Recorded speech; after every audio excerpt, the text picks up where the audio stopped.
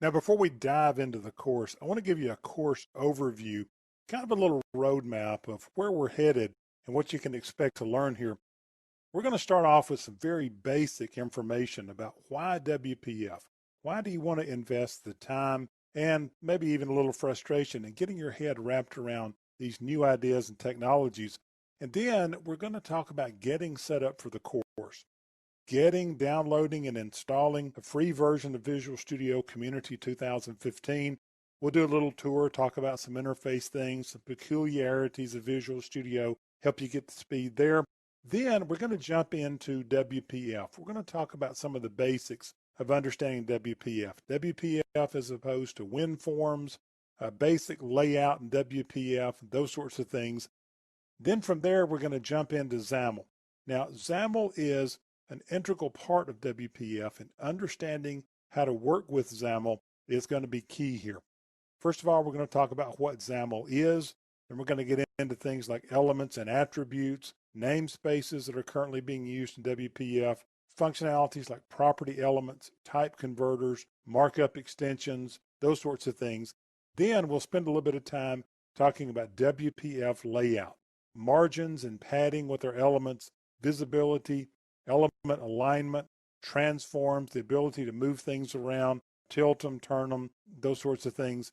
And then a big topic for WPF that you simply must get your head around is layout with panels. We'll talk about and do a lot of code examples with the various panels, the grid panel, the canvas panel, the route panel, stack panel, dock panel, all these things. We're going to look at each one of them and look at separate code examples on each one.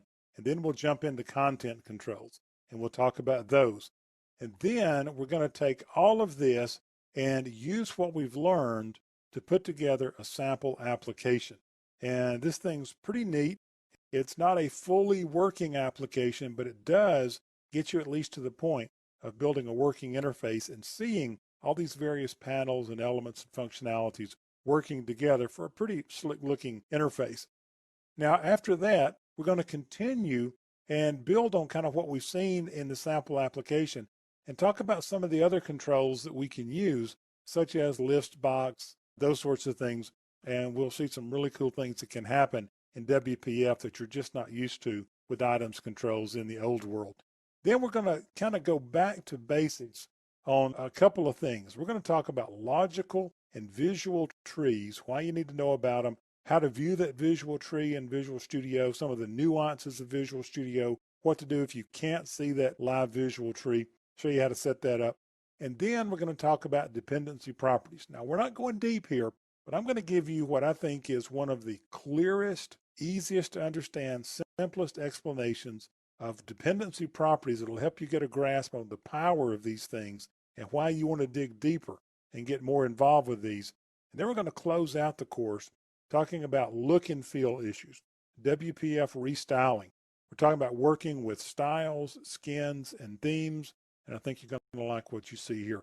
You'll really pick up the power to be able to make an application that the user can change the look and feel and skin it so that they can have it maybe just look a little different. And we'll close the course out there, and then I'll end up with a wrap up and tell you where to go next and maybe how to proceed from here. But we're going to cover a lot of information, so get comfortable and let's jump in. I'm glad you're here.